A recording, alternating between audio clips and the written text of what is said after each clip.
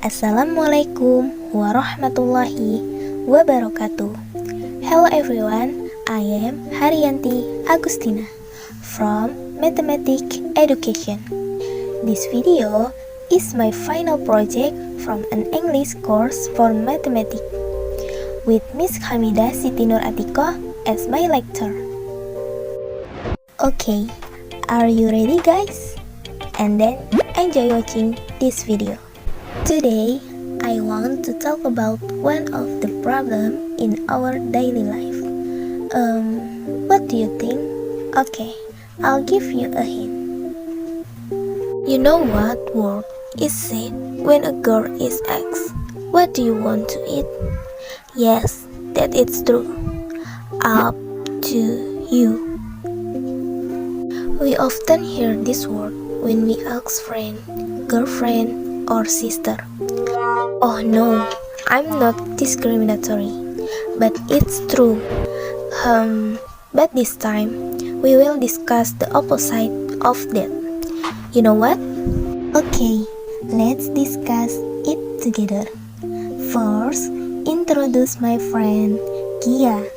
This time, she is different from most of the usually girls. Do you know why? Because on this day when I asked, "What do you want to eat?" and you know what she answered? Meatball. Oh, amazing.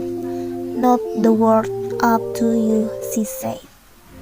And then Kia gave a statement that if the meatball being sold are not tasty, then the meatball will have few buyers.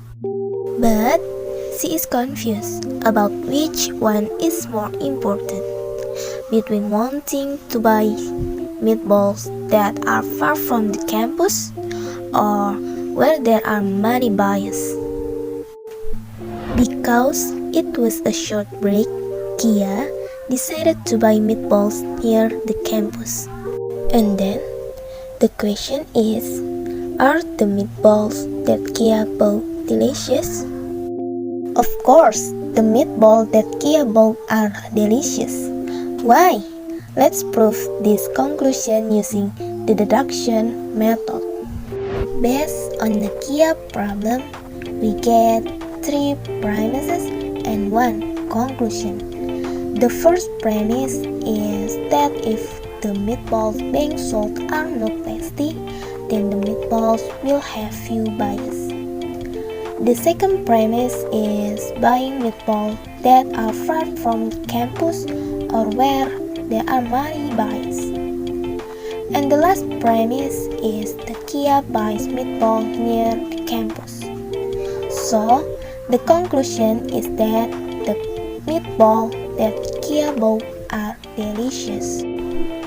From these premises, we assume the meatballs being sold are not tasty as P, and the meatballs with few buyers as Q, and the last, the meatballs that are far from campus as R. But when we change it to mathematical model, for the first premise is P implication Q. For the second premise, we can think of the meatballs that are far from campus as R, and the meatballs with many buyers as the negation of Q. So, we can write the mathematical model from the second premise as R or negation of Q. And then, for the third premise, we can think of the meatballs near campus as the negation of R. And finally, for the conclusion, we can write the meatballs that Kia bought are delicious as the negation of P. To prove this conclusion, we can use the deduction method using the rules of inference. The deduction method is used to make simpler formula derivative. Meanwhile, rules of inference are a form of logic consisting of functions that take premises, analyze, and draw conclusion. The rules of inference have many names. For example, the one we will use in proving this case are modus tollens and also the disjunctive syllogism, which is modus tollens if we have P implication Q as the first premise and the negation of Q as the second premise, then we can get the negation of P as a conclusion. While the disjunctive syllogism, if we have P or Q as the first premise and the negation of P as the second premise, then we can get Q as a conclusion. Okay, in the first step, we can write a mathematical model from the first premise. In the second step, we can write a mathematical model from the second premise. And in the third step, we can write a mathematical model from the third premise. Then, to product the conclusion that is the negation of P.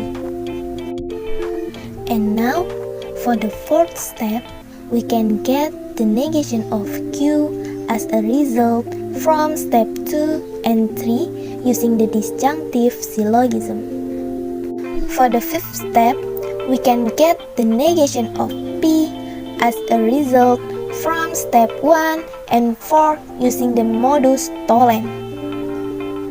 We can get negation of P as a result.